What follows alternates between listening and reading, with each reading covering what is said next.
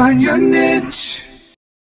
Hello, everyone. Again, Christopher Dillard here again with the Niche Finder. Ladies and gentlemen, we're headed into December. I'd like to say Merry Christmas to everyone. Certainly hope that you had a prosperous and a great year, and certainly looking forward to 2025. New things are in store for all of us, and certainly we're looking forward to the new year. So you think you know a guy by watching him on television, right? But you have no idea of the wisdom and the knowledge that he has until you sit down and speak with him and have a conversation. And I'm talking in the person of Jamarcus Gaston. Absolutely amazing interview, such knowledge, such wisdom. Just was dropping some absolutely great nuggets that we all can live by. And you're going to be blown away by this guy right here as you watch this interview with the guy who's on television every morning here locally in our city. And we're talking again in the person of Jamarcus Gaston. Watch this right here on the Niche Finder with Christopher Dillard.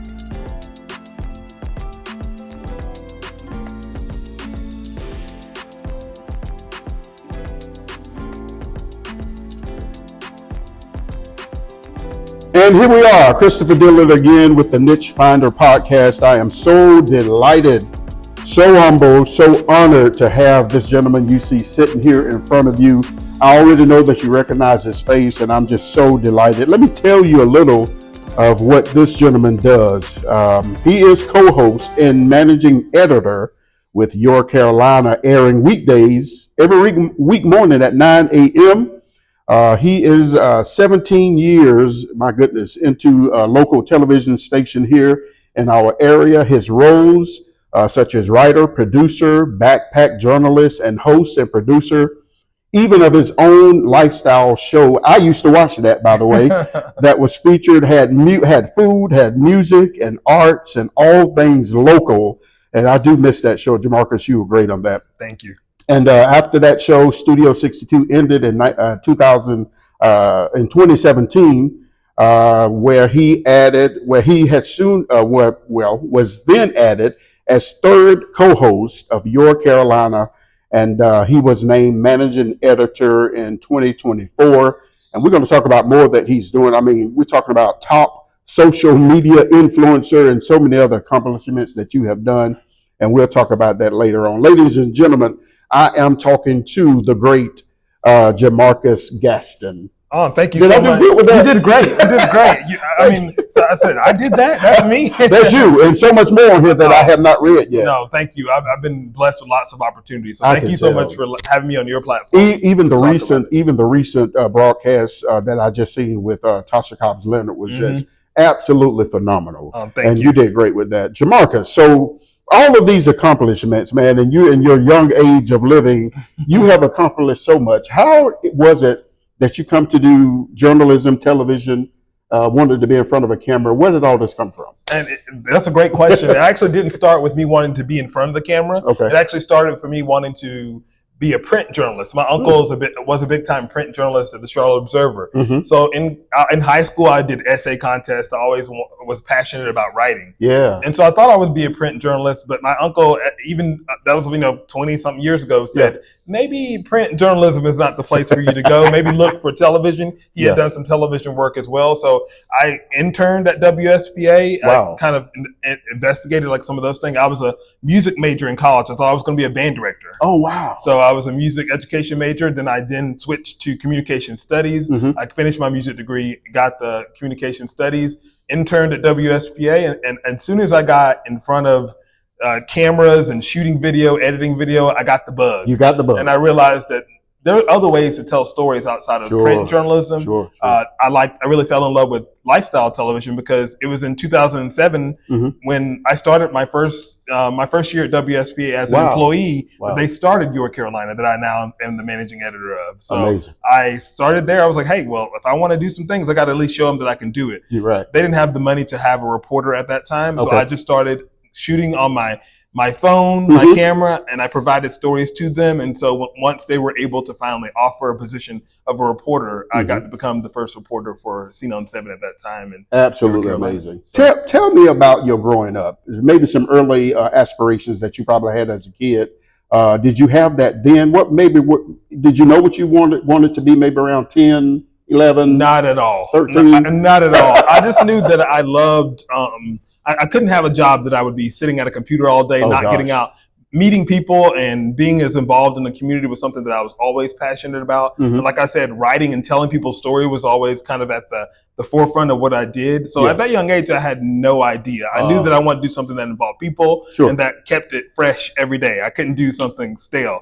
But I can tell you that I had dreams of becoming a television host from Great Falls, South Carolina. That's what I was going to ask you where you were from. I can't tell you that I had those dreams there. I didn't even see examples of that other than watching it on television. And I thought that career was such a far off career. So I never even imagined that. Tell the people again where you're from. What area was that? Great Falls, South Carolina. Where is in Chester County, right between Rock Hill and Columbia. Oh, my goodness. Off of Interstate 77. I don't even know if I've ever been there. If you went, you probably blinked and you missed it. But what I did get from that small town was work ethic, the ability to stay humble, to stay, aspiring towards dreams. I wouldn't have given, if I had an option to go and be from some other place, I wouldn't give it up for the world. So I learned so much about growing up in that town that I take with me to today. That's amazing. Do you have any idea what you would probably be if it had not been for this? Any other thing do you sing? Because you majored in music also. I'm a tuba player. You're a tuba player. Yeah. Do you sing? I do not sing. You do not sing. I had to pass vocal proficiency in college, and that's as far as it went. I can hear tunes. I know when something's in tune and out of tune, but I was an instrumentalist at Furman, and it was through music that actually got me, interested in coming to the upstate, because I had gone to music camps at Furman University since I was in middle school. I was in all-state band, and it was always held at Furman. Wow. And so I got to Furman, I was like, this college campus feels like home to me. Really? And so when I went through my music scholarship stuff, I applied to Furman and got in academically. And then I was offered a music scholarship as well. So. Well, you don't get in anywhere academically if you don't have something here. So you must have been a pretty good student. I was the salutatorian in my high school class. I was always very ambitious. I told people I was probably not the smartest, but I will outwork anyone. You outwork anyone. I will outwork the person. I'm not going to be, and that's been proven true into television, I think. I mean, there's not anything necessarily, in my opinion, that's super special about what I do, as much as that I am dedicated to the craft, and I will outwork anybody that I can. I love that, Jamarcus. That's amazing. And sometimes that's all it takes, is to be willing to show up and do the work. Yeah, absolutely. So tell me, would you say that you have found your life's purpose in what you're doing now, or do you still see in the future where you could even do something else that take you to next chapter, maybe in your life? I've been thinking about this a lot lately as, different things have evolved with career and trying to figure out where your next step is. I think the answer to that question is kind of complicated because there are seasons, right? Oh gosh, yeah. There are seasons of life. And so I think right now, the season that I'm in is what this job allows me to do. Okay. But you look down the road and you say, if tomorrow I didn't have this job, what would I do? What would you do? I think at the heart of the matter is the fact that I would still continue to do what I'm allowed to do via television, but I will do this somewhere else if I had to, or in another format, or whether it's a podcast, a television show, a publication. So I think we take all the tools that God gives us, and we take those and we use them as the best way, because you can't put all your eggs in one basket. No, you cannot. Because the way the media business and any business goes these days, you got to be flexible, and malleable in a way to be able to react. So sound like from what you just said, Jamarcus, you could pick up from here any day, go to another location, another city, and still do what you're doing here. Because at the heart of it, it's about helping people, helping businesses thrive, and telling stories of communities of people that look like me and people that don't look like me. That's right. And so I think that you can do that anywhere if you're willing to go and do that. And I've had opportunities to go and lead this market and do what I do other places. Have you really? And, and some very recently. Wow. And so there are decisions that always have to be made, but this has always felt like home to me. And so that's why it would be difficult to pick up everything and leave this place and go to the next place. But I have a real connection to this. My family now lives in the television market, so I get to see them pretty often, and that's special to me to be, as they're getting older, to be able to, pop over for dinner, and watch my nieces and nephews grow up. So this market is special to me, but I'm not necessarily daunted by the task of doing this somewhere else. But so everybody knows, everybody sees you on television every morning on Your Carolina. So we can see the stylish part of you. Even when you just walked into to this interview, I'm like, man, I feel underdressed. So where did this flair of fashion come from that you do so well? I've always loved clothes. Even from a young age, my parents were like, you'd always wear things that people would talk about. And I think that's just a part of the creativity side of my brain. It's like, I don't, a lot of times I don't spend a lot of money on clothes. I can go to the thrift shop and find some things that people are like, I would never put that together. So I think that's just a creative side of my brain that I'm able to express. And I don't like fitting in. And so if everybody on TV, and I have a platform where I don't have to fit in. I don't have to wear a black, a blue, or a gray suit like the newscasters do. On our show where it's a lifestyle and people kind of expect to see a bit more of your personality. I get the leeway to do that. And so you can kind of spice it up. Again, I like a plaid. I like a different pattern suit. And that's just the way that my creativity comes out. I love it. And but some days you may catch me in a black or brown or gray. But I don't know if I've ever seen you in a black. I don't know if I've ever seen you in a black conservative anything suit. No, unless you better ask whose funeral you're going to if you see it. So tell me about this. Now, where did you get this love for? Because usually our culture don't do the foraging and the spending time out in nature and hiking. Man, listen, now I'm gonna tell you, I'm not too keen about running up on a bear or a snake out in the nature. How have you come to love that? Where you just love nature and the hiking and the trails and stuff? How did you? That's an interesting story, and to kind of tell you that story, I have to go back to a little bit about the way I was brought up. My mom had heart disease. And I went through high school. I guess I was in middle school by the time that my mom was in and out of different hospital situations. She had a stroke. I had to reteach her how to walk go through therapy with her for that. But at a certain point, I was having a really instability in my life, and I was really, studious. I was really wanting to do school stuff. So my best friend's parents and my biological mother had an agreement that my best friend's parents would adopt me. Oh, wow. And they were a white family. Oh, wow. And so from late middle school all the way up through high school, I lived with my best friend's parents, and they took over, amazing. The adoption there. And so it was by spending a lot of time with that family, and they went outside and they spent a lot of time. They swam. So it was really during that time that I gained a really big interest in the outdoors. Oh, wow. My dad was a big outdoorsman. He fished and hunted and did all that stuff. And so it was at that age that I became really interested in it. And I really found my mom passed away my senior year of high school on Mother's Day. Oh, my goodness, man. So that's always been a painful thing that you never get over. But the thing that helps me get through that moment is the fact that I know that my biological mom and my adopted mom had that conversation that mothers have that say, if I can't, will you? And so isn't that great? My mom knew, my biological mom knew I was going to college. She knew all the things that I was hoping to accomplish. So it's kind of one of those things that, yes, it was sad, but there was a lot of suffering with her health and things like that. So, and look what came out of it. Exactly. And so, and I'm a part of a big family. I have, I'm one of 6 biological, and I'm one of 6 adopted. So I have 11 siblings. Oh my goodness, that's a big. That's 12. That's 12. That's a big family. That's a big family. Oh my God. And gosh. so I've been blessed in many of those ways, and my adopted family lives here in the upstate now, and so I still get to spend a lot of time with them. So do you love the thing of being like you can just go out? You have such a demand for being an event host and public speaker, and people just invite you to so many things where we see you. Do you ever get tired of that, or do you love it? I love it. You're made for it. I'm made for it.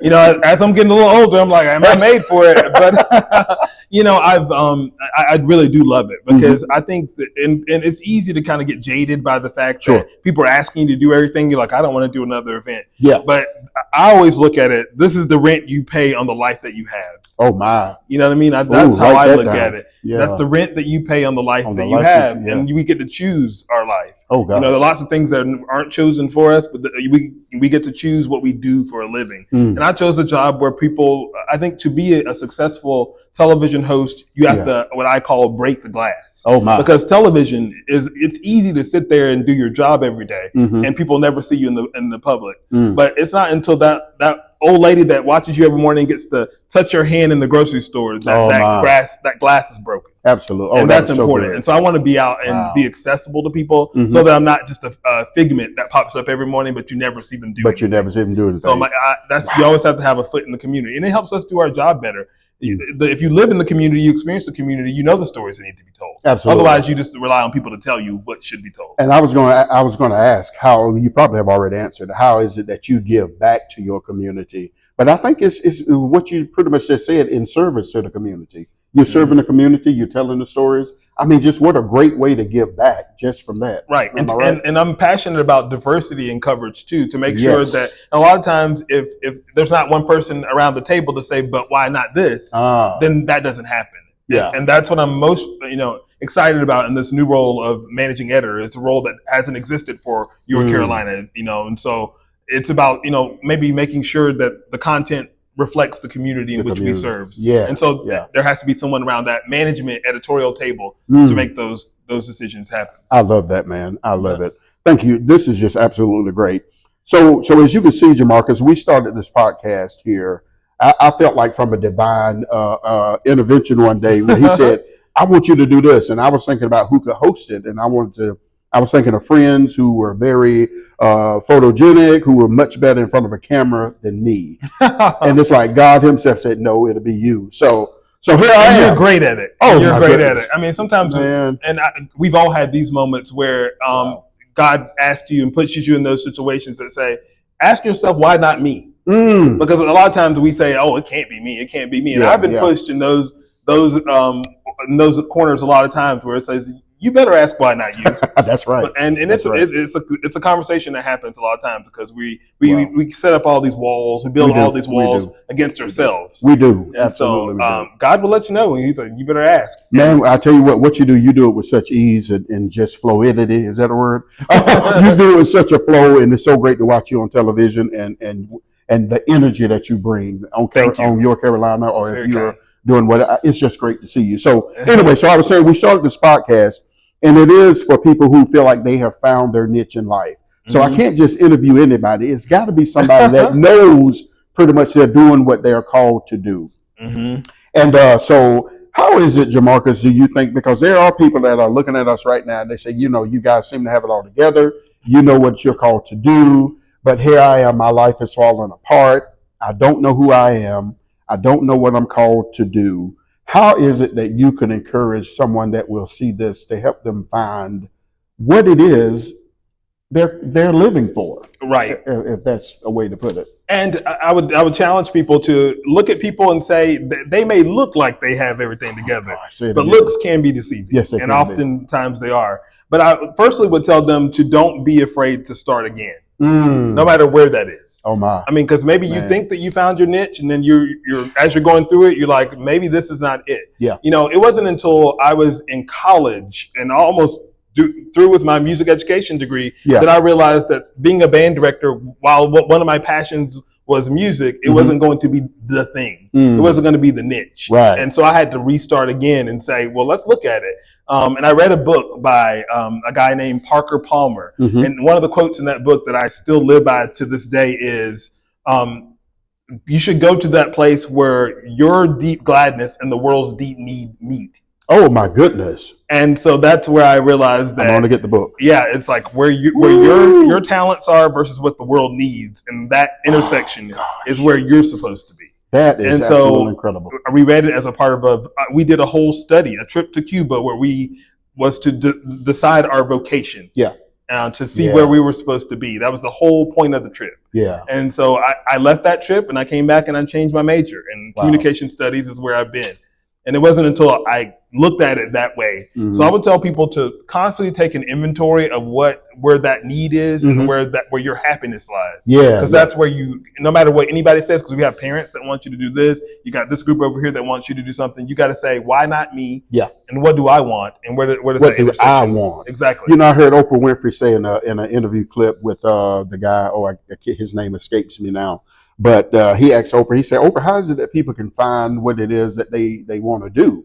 And she said, well, people can find where they want to do it. And I'm paraphrasing. She said they can get to where they want to be when they find out who they are. And they got to know what they want to do. Right. Not what your parents want you to do, not what your uncle said you should do, not what your sister, brother, but what do I want to do? And you always feel so selfish asking yourself that. But this is something if you're going to be doing it day in and day out, the only person that's going to be greatest impact by Say it that is again. you. Is you. Absolutely. So you can't let someone else who's not even going to be carrying the weight decide your destination. Absolutely. It's just not something that it makes a whole lot of sense. So, and it takes time. It's not something that you're going to just click and say, That's this right. is what I'm going to do. Yeah. It is a process. And It being really open is. to the process is the best advice I could give. Well, you know what? We've gone through everything I had on my paper. This has been one of the fastest, easiest broadcasts probably that I've done already. But man, I appreciate you so much. Thank you for dropping in. And I must ask you, what is on the horizon? Maybe that you can tell what's on the horizon for you. You know, as I've said, like this new position, it just happened a couple weeks ago. Wow. Being named the managing editor, and that's something that's one of my goals is to be more, to be on air still, but also to be more engaged with producing, production, and content management. And so that's on the horizon for me to kind of see how that job evolves, see this show. Sure. You know, my co-host Jack Roper, the legendary Jack Roper, is retiring after 39 years of being on television. So that the show will continue with Megan and me, and we're gonna find new ways to carry on the torch, because the show's been on the air for 17 years. 17 years, York Carolina has been on there. Wow. So I'm excited to see what the next phase of that continues to have. With Jack being there, a little bit doing things too. He's not going to be totally off of air with us. So he'll come back in from time to time. Yeah, it's going to be fun because he's a big part of. What a legend he is. He is, and sitting next to him and Megan every day, and really, that's one piece of advice that I give. I gave it to an intern today. Never be too proud to learn something from someone sitting next to you, no matter who that person is. Absolutely. I learned just as much from the janitor as I do from the CEO of our company. Because can I shake your hand? Absolutely, because there's not a lesson too small for you to learn. Absolutely. And so that's one thing that if you ever get too big for your britches and you can't take a lesson from someone, then that's not a business I want to be in. Absolutely. So, you're in trouble when you're not learning, when you're not growing, when you're not evolving. My God, you might well go ahead and die. Exactly. I ask everybody questions. I can tell that you're good at it. Thank you so much, Jamarcus. Man, I appreciate you so much. This is an honor for me. I'm totally humbled and nervous by this. And a few weeks ago, I had Liz Walker on here, and you're talking about another legend in our area. Yes. So you can see I love journalists and news people, and so this actually I've done manufacturing. I was in manufacturing for over 20 years, and that ended. And so here I am trying to figure out, what is it I'm supposed to do? I'm 50-something years old now. I got 2 kids at home, a wife. What am I supposed to do? And so it's like I said, the heavens open up and say, well, you can do what I told you to do. And so here I am doing this.